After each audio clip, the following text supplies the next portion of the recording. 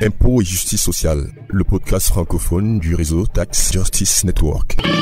Bienvenue à Impôts et justice sociale, le podcast qui vous parle en français de la justice fiscale en Afrique et dans le monde. Je m'appelle Idriss Lynch.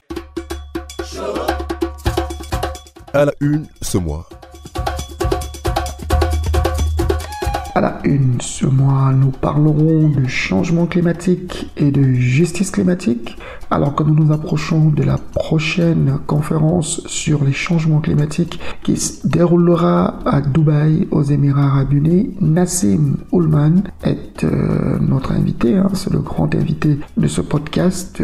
Nous l'avons enregistré à l'occasion de la semaine du climat en Afrique, qui est organisée à Nairobi début septembre. L'occasion pour nous d'échanger avec lui sur les nouvelles dynamiques et les tendances qui portent sur cette question, notamment la question du financement, de l'adaptation ou de la mitigation sur le continent. Je rappelle que vous pouvez écouter notre podcast sur notre page de podcast impotsocial.libsyn.com. Libsyn avec SYN à la fin. Vous pouvez aussi aller directement sur la page des podcasts de Tax Justice Network en allant sur le lien www.thetaxcast.net et vous cliquez sur l'onglet en français. Mais aussi, vous pouvez nous écouter sur YouTube, www.impôts et justice sociale. Pour ceux qui veulent interagir avec nous, notre page Facebook, Impôts et Justice Sociale et notre Twitter, voilà notre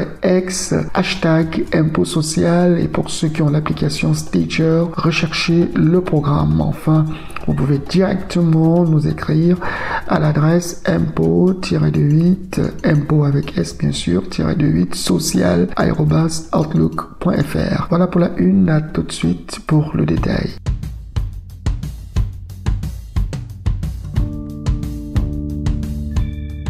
Madame, Monsieur, bonjour et bienvenue à cette nouvelle édition de votre podcast qui vous parle de la justice fiscale en Afrique et dans le monde, mais surtout en français. Le mois est dominé par ces discussions sur une convention fiscale sous l'égide des Nations Unies. Les pays africains et aussi les pays du Grand Sud poussent pour que la résolution puisse être adoptée et que nous n'ayons plus des discussions fiscales qui sont menées exclusivement dans le cadre de l'Organisation pour la coopération économique et le développement, qui certainement a fait un certain nombre de travaux, mais où les intérêts des pays les plus faibles économiquement ne sont pas toujours garantis. Alors nous poussons pour qu'on ait une discussion plus globale dans le cadre des Nations Unies, et le plaidoyer est en train d'être mené par les sociétés civiles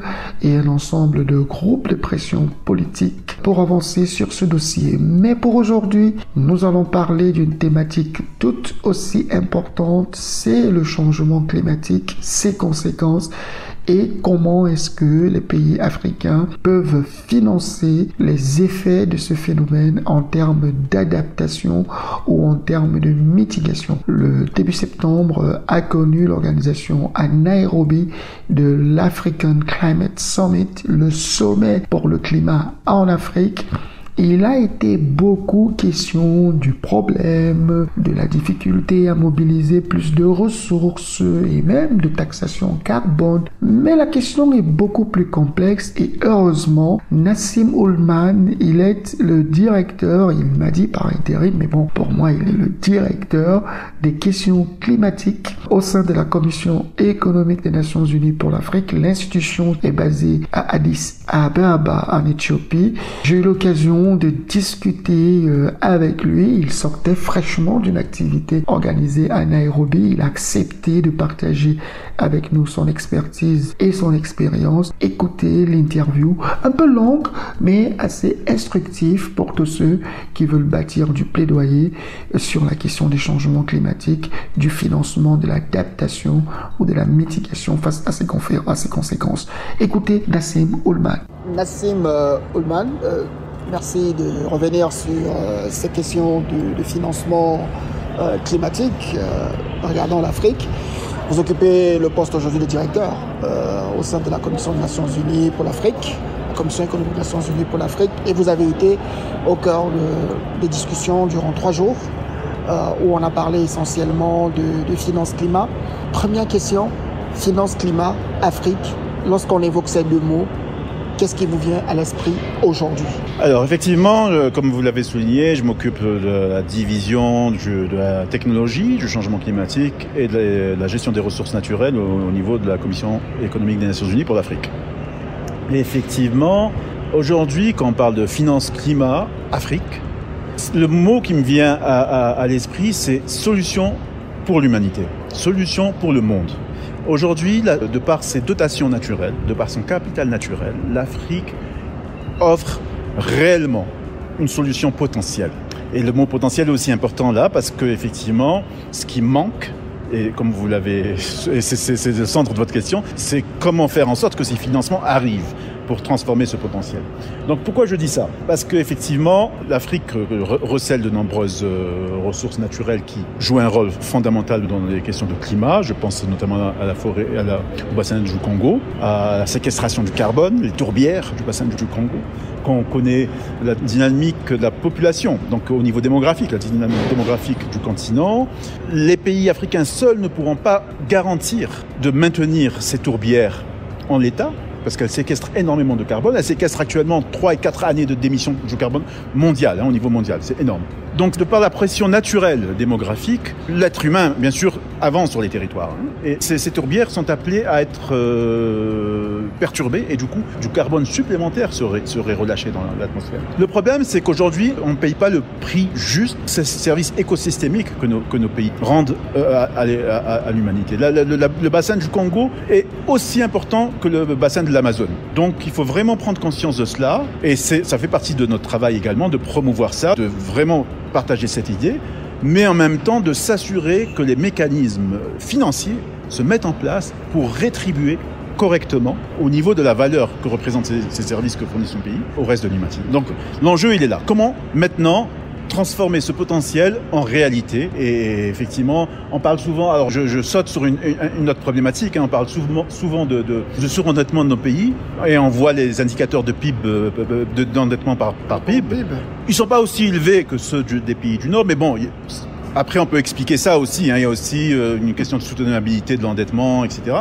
Mais ce que je veux dire, c'est que si on voit le dénominateur, le PIB actuel qui est pris en compte représente une version 20e siècle du PIB. Or, la version 21e siècle doit intégrer le capital naturel, doit intégrer ces services écosystémiques. Si on intègre tout cela, si on arrive à intégrer tout cela, vous verrez que le niveau d'endettement des pays africains n'est pas si élevé, et du coup, leur capacité à emprunter et à investir pour se développer, mais en même temps, pour garder une ambition dans la lutte contre le changement climatique, augmentera de manière très forte. C'est très important que ce soit vous, un responsable des Nations Unies, qui parle de la dette africaine ainsi. C'est un débat, effectivement, que nous aimons bien animer. Mais justement, in fine, dans ce contexte où on est sous-financé sur les questions climatiques de manière globale, on réalise que les pays qui historiquement ont pollué refusent de participer. Les chiffres qui ont été donnés par le Climate Policy Initiative disent par exemple qu'on avait estimé à 280 milliards de dollars jusqu'en 2030 le soutien qu'il faut pour permettre aux pays de gérer la mitigation, de gérer l'adaptation et les autres problèmes climatiques. Mais ils n'ont reçu que 30 millions de dollars. En Afrique, 30 millions de dollars. Qu'est-ce qui fait problème? Pourquoi les engagements qui sont pris ne sont pas tenus? Qu'est-ce qui bloque dans l'esprit de ceux qui doivent exécuter ces engagements? Alors, il faut être réaliste aussi. Réaliste et en même temps, il faut être... je ne veux pas utiliser le mot ferme, mais rappeler sans arrêt les responsabilités de tout un chacun. On a une responsabilité collective vis-à-vis de la lutte contre le changement climatique. Mais nous autres, Africains, avons contribué que à la marge, très marginalement, au réchauffement climatique. Par contre, nous subissons ces effets dévastateurs. En moyenne, selon nos calculs à la CEA, on est à plus de 5% du PIB, en moyenne, du PIB africain. Ce que coûtent aujourd'hui les conséquences des catastrophes naturelles pour les pays africains. Le cyclone Idai, au Mozambique, c'était 3,5 milliards de dollars de dégâts. pour un PIB qui était en 2019 autour de 67 milliards. Vous faites vite le calcul, on est proche des 20%. C'est énorme. Il y a une responsabilité du Nord, qui est l'industrialisation lors des deux siècles, depuis l'ère industrielle. Donc, il faut de manière ferme le rappeler, mais en même temps, l'urgence est là. L'urgence climatique est là et on est aussi les responsables parce qu'on est les premiers à subir ces conséquences-là. En termes de déforestation, l'Afrique est le continent qui connaît la plus grande déforestation. Donc, on doit mettre en place très vite des solutions. On doit mettre en place très vite des instruments de mobilisation de financement pour investir nous-mêmes. Rappeler qu'on doit avoir tous les engagements, que les engagements doivent être tenus par les pays développés, mais en même temps, il y a beaucoup d'opportunités sur le continent. On doit vraiment déclencher tout ce potentiel-là et pour ça, on doit, là aussi, les pays développés sont les bienvenus pour collaborer, pour aider ensemble à opérationnaliser les solutions. On connaît les solutions, on connaît beaucoup de solutions. L'Afrique innove beaucoup. De plus en plus, nos jeunes sont très bien formés et ils ont besoin de financement maintenant. On a besoin il y a beaucoup de projets, ils sont porteurs d'énormément de projets. Il faut mettre en place les mécanismes de financement pour vraiment répondre à une spécificité particulière du continent qui est, on doit à la fois augmenter cette ambition d'action climatique et en même temps être très ambitieux par rapport au développement socio-économique de nos populations. On doit avoir cette transformation du continent pour pouvoir répondre. Tout à l'heure, je parlais de dynamique démographique, justement, pour pouvoir répondre à cette chance qui est qu'on a une population très forte, mais très jeune, moyenne d'âge 19 ans. Donc, on a cette ambition-là. C'est pour ça que la position africaine par rapport à la COP28 est très claire. Il faut le rappeler encore, et ce sera rappelé encore à Dubaï. Il faut que le monde prenne conscience qu'il y a une spécificité africaine. Et ça implique des conséquences en matière d'engagement du reste du monde. Parce que l'Afrique a un double défi. Le défi climatique, mais le défi aussi du développement. Et des objectifs de développement durable. Et des ODD. Donc, et le secrétaire général de l'ONU l'a encore rappelé à Nairobi, ce n'est qu'en atteignant ces deux objectifs-là que vraiment l'Afrique jouera pleinement son rôle, qui est finalement celui d'être au centre de la réponse globale au changement climatique. Justement, c'est très important de voir cette Afrique qui doit être au centre de la réponse globale et même cette Afrique qui doit faire émerger les spécificités qu'elle vit en termes de changement climatique. Mais les chiffres indiquent qu'à peine 3% des financements de la recherche mondiale sur les changements climatiques sont donnés à des institutions africaines de recherche. Dans ce contexte, aujourd'hui, que font les Nations Unies pour promouvoir cette spécificité africaine, cette voix africaine, afin qu'elle ne soit pas spectatrice des solutions au changement climatique, mais qu'elle soit une véritable actrice qui apporte, elle est déjà actrice en finançant, les gouvernements africains contribuent pour 22% à la finance climat, mais ils doivent aussi être acteurs des solutions, acteurs des initiatives. Que font les Nations Unies pour combler à leur niveau ce gap-là? Alors, les Nations Unies, effectivement, déjà de par leurs agences spécialisées, je pense plus particulièrement à l'UNESCO, investit beaucoup avec les programmes STEAM aussi, sur le lien entre à la fois recherche et éducation et entrepreneuriat. Donc vraiment, on a aussi besoin de cela. On a besoin en Afrique d'une recherche qui soit profondément articulée avec les innovateurs. Et c'est que comme ça, justement, parce que encore une fois, on a un problème d'urgence. Il faut vraiment avoir un modèle de recherche et donc du financement de cette recherche-là qui soit aussi, qui prenne en compte la notion d'entrepreneuriat et pour avoir des solutions portées par la recherche, alimentées par la recherche. Et comme vous me connaissez, je travaille beaucoup sur l'économie bleue. Là aussi, sur les questions de la réponse aux défis de nos océans passe par des solutions innovantes alimentées par la recherche. Donc, développer des centres d'excellence au niveau des Nations Unies. On accompagne aussi ces centres-là. Alors, c'est certainement pas une réponse suffisante en termes de volume, mais il est très important de démontrer la pertinence de la chose. Donc, avoir des centres d'excellence. La CEA a créé, lors du Forum africain sur le développement durable à Brazzaville il y a 3 ans, a créé en République du Congo, un centre de recherche sur l'intelligence artificielle pour répondre aux questionnements spécifiques pas que du Congo, pas que de seulement la région du bassin, mais de l'ensemble du continent, mais bien sûr en commençant sur des choses concrètes, qui sont sur le bassin du Congo, pour accompagner des solutions par rapport à je parlais tout à l'heure des tourbières du bassin du Congo, par rapport à la séquestration de carbone, comment utiliser ces nouvelles technologies, l'intelligence artificielle, pour mieux gérer, par exemple, les questions de marché carbone, de certification, de monitoring du marché carbone.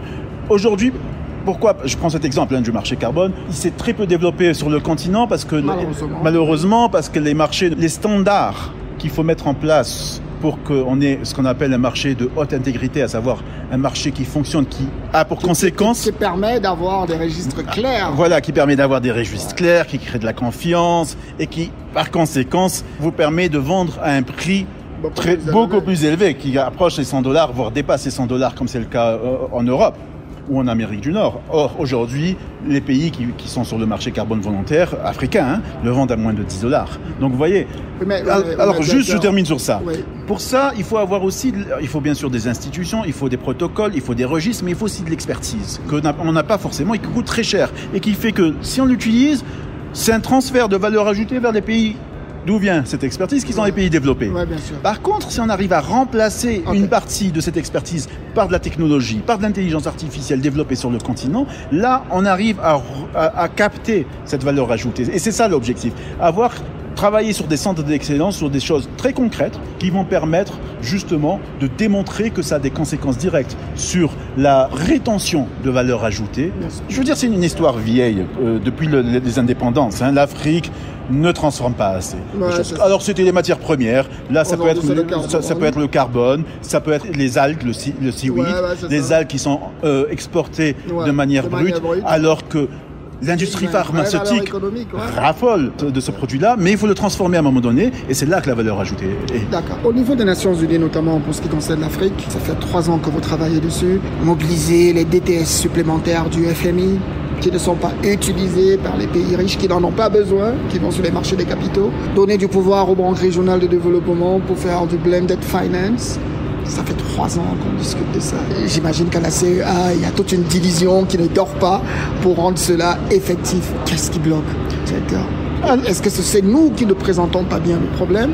C'est les autres qui ne sont pas très très intègres dans leur façon d'adresser le sujet? Non, je pense qu'il faut prendre son bâton de pèlerin et ne pas baisser les bras. Effectivement, ça prend du temps. C'est quelque chose qui paraît évident que c'est ce qu'il faut faire. C'est-à-dire, aujourd'hui, il y a de l'argent avec les droits de tirage spéciaux qui sont de l'ordre de 600 milliards. Seulement 31 milliards vont à l'Afrique parce que c'est la part qu'ils représentent dans ces institutions-là. Mais en termes de quotas, les pays développés sont d'accord sur le principe pour transférer ce que eux n'utilisent pas comme DTS vers ces pays-là. Après, maintenant, il faut trouver les mécanismes qui permettent de concrétiser cette idée qui est une idée de bon sens. Alors, j'y viens. Mais quel mécanisme, directeur? Ils avaient dit on va abandonner. Alors, au départ, l'idée dis-moi, quel est le problème? L'idée n'était pas aussi acceptée par tout le monde. Aujourd'hui, on a quand même fait beaucoup de progrès. Beaucoup l'acceptent. Lors du sommet de Paris de juin dernier, il y avait vraiment un très grand consensus sur ça. Je prends maintenant pour que ça se passe, il faut qu'il y ait au moins 5 pays qui s'engagent à le faire, ce qu'on appelle les champions. Nous, alors au niveau de la CEA, sans arrêt, comme je disais, on prend notre bâton de pèlerin pour atteindre ce nombre de 5 pays. On a déjà 2 pays qui se sont engagés, qui sont le Royaume-Uni et le Japon. Je crois que c'est l'Arabie Saoudite. Voilà, on est en train de travailler avec l'Arabie Saoudite, tout à fait. Et ça devrait être le 3e pays. Et éventuellement les Émirats, ça pourrait être effectivement le 4e. Prenons le cas de la France, qui a organisé le sommet. Le président Macron a annoncé qu'il était pour ce principe. Malheureusement, la France fait partie de l'Union. Alors c'est une bonne chose pour la France et pour l'Union européenne. Mais la France, sur ces questions-là, ne peut pas s'engager seul sans ses partenaires des autres pays européens. Et là, le fonctionnement, je dirais, financier de l'Union européenne fait que c'est beaucoup plus compliqué qu'on peut penser d'avoir ces pays-là immédiatement. Qui ont une diplomatie réelle. Voilà. Donc le principe est acquis, le principe est accepté par tout le monde, mais il faut qu'on atteigne au moins ces 5 pays pour pouvoir, et nous sommes persuadés à la CEA, qu'à la COP28, on pourra faire cette annonce. On pourra dire, voilà, aujourd'hui, on a 5 champions qui acceptent de transférer leur DTS vers les banques de développement, la BAD, et c'est là où on voit que l'Afrique peut être champion aussi. La BAD, maintenant elle est rejointe par d'autres banques régionales de développement, a démontré comment elle allait procéder de manière... c'est une institution qui est classée AAA, qui a la confiance du monde entier et qui est très sérieuse, qui a démontré que c'était une solution tout à fait à la fois efficace, efficiente et sérieuse.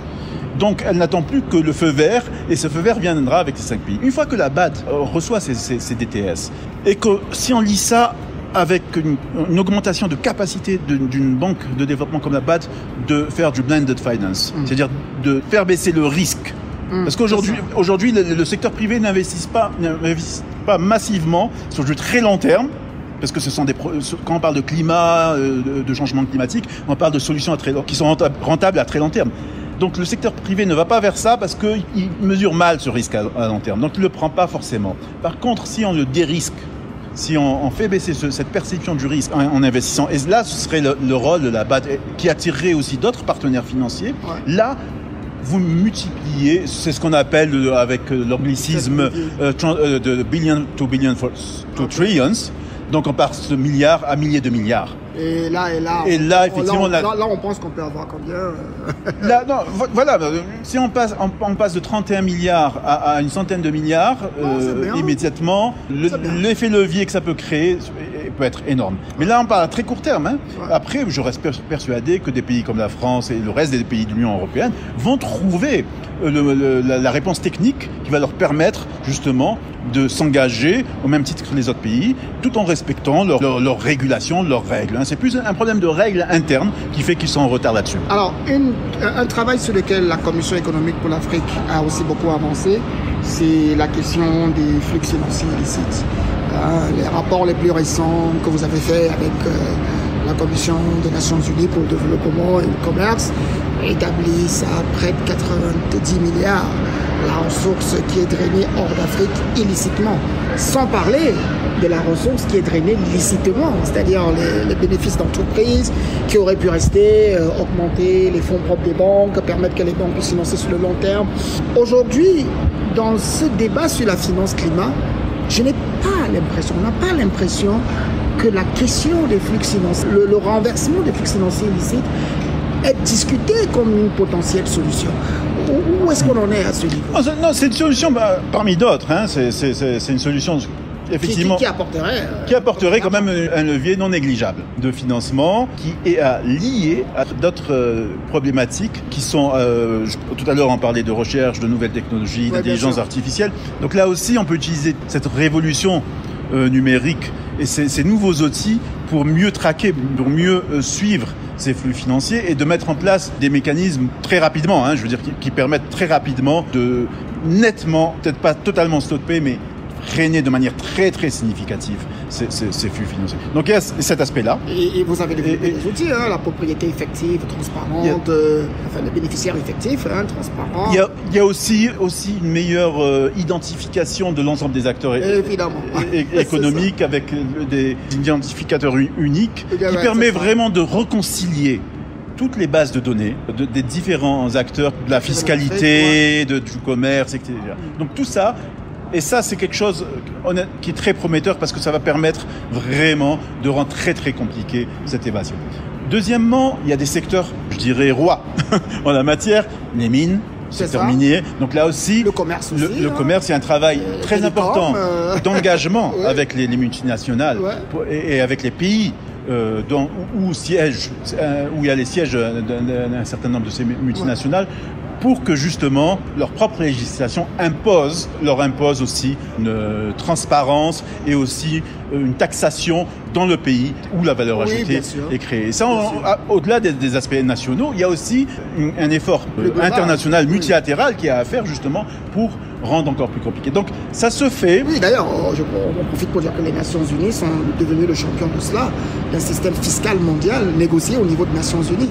Voilà. C'est porté par le secrétaire général. Et après, le secrétaire général ne peut avoir le maximum de poids dans sa voix que lorsqu'il explique aussi pourquoi cet argent-là, et bien sûr, moralement, il est illicite, donc déjà, il est moralement condamnable, mais en plus, il est doublement moralement condamnable, parce qu'on en a besoin aujourd'hui par rapport à l'ambition climatique, par rapport aux risques auxquels est confrontée l'ensemble de l'humanité. C'est quelque chose de très important, mais encore une fois, c'est un débat qui avait commencé à l'époque de la commission Thabo Mbeki. La CEA, la Commission économique pour l'Afrique, a accompagné la commission. Aujourd'hui, d'autres institutions aussi, notamment vous avez cité la CNUSED, a fait un travail fantastique là-dessus. Aujourd'hui, on est en train de maintenant et on met en place les mécanismes pour répondre rapidement à cela. Donc, ça va continuer à contribuer et effectivement aussi bien aux ODD et l'ODD particulièrement de l'action climatique. Une dernière question, c'est que dans cette bataille pour la protection face aux conséquences du changement climatique, il y a un enjeu important qui ne fait pas l'objet de beaucoup de débats. C'est celui des mers, les océans. Il y a près de 7 pays africains qui sont insulaires, mais pas que.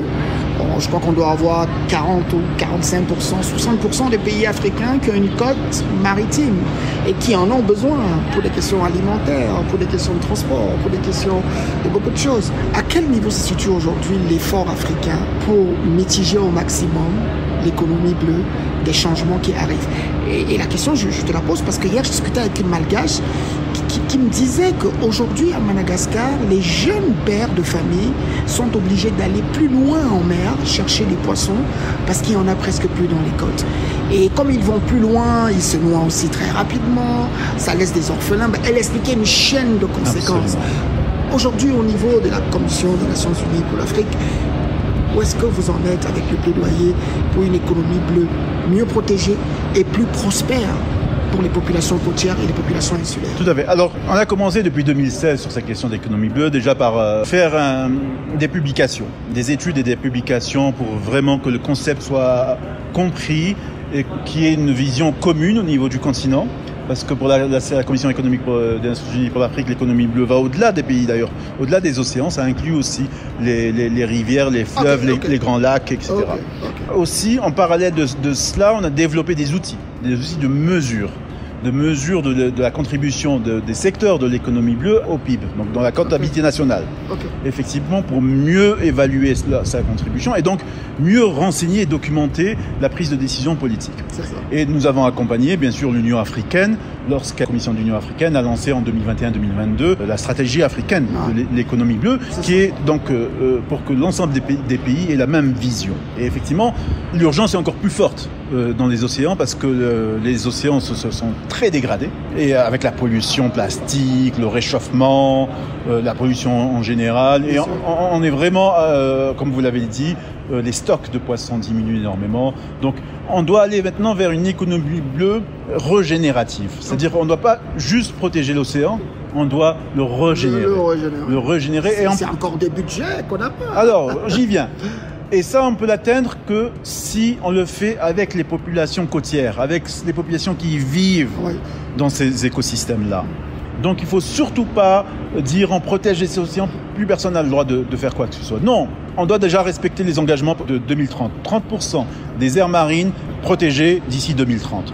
Mais protéger, ça ne veut pas dire on peut rien faire. Dans ces aires marines protégées, il y a plusieurs niveaux de protection. Il y a des protections absolues, où l'écosystème est en danger très grave, où là, on a vraiment besoin de protéger. Et d'autres parties de ces aires marines où on peut avoir des activités socio-économiques qui soient durables et qui respectent effectivement le cycle de ces océans-là. Donc, déjà en faisant ça, on a un objectif de régénération. Après, il faut mobiliser les financements. Comment on le fait? Comment la CEA? La CEA, avec la IUCN, qui est l'Union internationale de la protection de la nature. C'est ça. On a lancé, il y a 1 an et demi, 2 ans, l'initiative Grande Muraille Bleue. Avec une phase pilote dans la partie est du continent. Donc océan Indien occidental. Et l'idée, c'est, on part du constat qu'il y a beaucoup de choses qui se font aujourd'hui déjà sur place, mais à une petite échelle. C'est ça. Or, l'urgence est là. Il faut donc à la fois accélérer très vite, mais en même temps passer à une échelle beaucoup plus importante. Et c'est pour ça que cette Grande Muraille Bleue, ça fournit un cadre régional qui va permettre de mobiliser des financements climatiques. Pourquoi? Parce que quand on rencontre, encore une fois, je crois qu'on a déjà abordé cette question la dernière fois qu'on a eu une conversation, lorsqu'on rencontre les gens de la philanthropie, par exemple, qui sont prêts à mettre des milliards de dollars, ils nous disent chaque fois, oui, mais les projets qu'on nous présente c'est des petits projets, il n'y a pas de projet à grande échelle, l'impact sur le climat n'est pas démontré. Donc en mettant en réseau tout ce qui se fait déjà, au niveau local, et en développant des projets de dimension régionale, mais avec les acteurs locaux. Ça reste les mêmes acteurs, mais on leur donne un cadre. On donne la capacité d'aller à des demandes beaucoup plus importantes. Ouais, absolument. Et d'accéder à des financements beaucoup plus importants dans ce cadre-là. Là, on commence à démontrer, à avoir des projets sur l'ensemble par exemple, la côte est du continent, et on commence à démontrer l'impact climatique aussi. Pas seulement sur la biodiversité, parce que là, vous l'avez bien sûr, même à petite échelle, vous avez tout de suite, vous mesurez votre impact. Par contre, vous avez donc là aussi la capacité à démontrer un impact sur le climat, et donc vous intéresser à la finance climatique. Donc là, vous mobilisez de très grosses sommes. Et vous pouvez aussi utiliser des mécanismes de type bond, blue bond, donc des obligations. Un peu comme le Gabon l'a fait récemment. Voilà, le Gabon vient de faire un bond de 500 millions de dollars. Donc là aussi, avec des objectifs clairs en matière de protection des océans et j'insiste, régénération des océans. Ouais. C'est très important. Et je vais peut-être terminer sur le fait que très récemment, on a signé ce traité des hautes mers, donc qui ne sont pas sous juridiction nationale. Et effectivement, si vous protégez vos aires marines, après il y a la question de les aires internationales. Les eaux internationales qui sont juste à côté et qui ont un impact direct sur les aires protégées. Donc là aussi, sur le continent, on a des pays qui arrivent à démontrer, à gérer ensemble des eaux internationales qui sont je parle par exemple des Seychelles et de Maurice, qui ont une cogestion de l'espace marin qui est entre leurs deux zones économiques. Ce sont des eaux internationales, mais les Seychelles et Maurice ont fait les démarches nécessaires et ont démontré en quoi cette partie de l'océan a un impact sur leur pays, donc leur économie, le plateau continental aussi. Et c'est que comme ça qu'ils ont démontré qu'ils avaient une responsabilité ou une priorité dans la gestion de cet espace-là. Et ça, justement, ça change tout. Si des pays se mettent ensemble dans le cadre de l'initiative de la Grande Muraille Bleue, on peut aussi mobiliser des financements parce que pour gérer ces zones-là, c'est des territoires énormes. Nos pays n'ont pas les moyens. Donc il faut mobiliser beaucoup plus de financements pour investir dans de la surveillance aérienne, navale, maritime, etc. Voilà, tout à fait. Donc c'est vraiment des choses qui doivent être menées, mais ils ne peuvent être atteintes qu'en se mettant ensemble. C'est pour ça que des initiatives comme la Grande Muraille Bleue peuvent être déterminantes par rapport à ça. Alors en espérant peut-être que les pays de l'Afrique de l'Ouest, qui ont des plus vastes espaces maritimes, encore plus vastes que ceux d'Afrique de l'Est, pourront copier comme exemple. Non, absolument non. Nous avons beaucoup d'intérêt. Beaucoup de pays d'Afrique de l'Ouest, d'Afrique centrale, Golfe de Guinée, qui demandent à ce qu'on ensemble, qu'on mette ensemble l'équivalent. Donc c'est effectivement très rapidement, on va passer à cette partie-là sur l'océan Atlantique et aussi sur la mer Méditerranée pour avoir une muraille qui ne soit pas un mur en tant que tel, mais c'est une muraille contre la pollution, une muraille pour sauver les océans. Merci beaucoup. Merci. Une interview riche d'enseignements pour ceux qui font le plaidoyer sur la question du financement climatique. Merci à toi, Nassim Oulman, d'avoir partagé ton expertise. Le problème reste entier. L'Afrique bénéficie de trop peu de financement et même quand ces financements arrivent, ils arrivent parfois avec des conditionnalités qui ont un coût social extrêmement compliqué. Autant de questions qui seront discutées à Dubaï lors du prochain sommet sur le climat aux Émirats Arabes Unis. La fiscalité, évidemment, a un rôle à jouer. Mobiliser des ressources domestiques reste la priorité. Et pour cela, nous avons besoin d'une grande justice fiscale, une grande justice fiscale qui passe, comme le dit Tax Justice Network, par les principes ABCD, EF et 3G. Et évidemment, l'échange automatique d'informations pour qu'on puisse traquer l'impôt au-delà de nos frontières, la publication des comptes pays par pays, la transparence sur les bénéficiaires effectifs afin d'identifier ceux qui doivent payer pour la taxe carbone ou qui doivent payer les impôts qui serviront à financer l'adaptation ou la mitigation aux effets du changement climatique, la réparation. Donc, autant de principes qui sont nécessaires en matière de fiscalité interne et de fiscalité internationale. Nous reviendrons certainement avec plus de détails dans nos prochaines éditions, mais évidemment, je vous annonce déjà que la prochaine fois, nous parlerons de la fiscalité internationale et du débat en cours sur la proposition d'une convention fiscale mondiale sous l'égide des Nations Unies. Nous allons encore revenir dessus dans les détails avec les discussions qui se mènent actuellement, mais d'ici là, vous pouvez écouter notre podcast sur notre page de podcast impotsocial.libsyn.com, Libsyn avec SYN à la fin. Vous pouvez aussi aller sur la page des podcasts de Tax Justice Network en allant sur le lien www.taxcast.net et vous cliquez sur l'onglet en français. Mais aussi, vous pouvez aller directement sur notre page YouTube www.impotetjusticesociale.com et pour interagir avec nous, notre page Facebook Impôts et Justice Sociale, Twitter ou alors X, hashtag Impôts Social, nous écrire à l'adresse impôts avec s-8 social@outlook.fr. Portez-vous bien, restez vigilants, la justice climatique demande un effort considérable, un effort permanent. D'ici là, je vous souhaite tout le bonheur. Au revoir.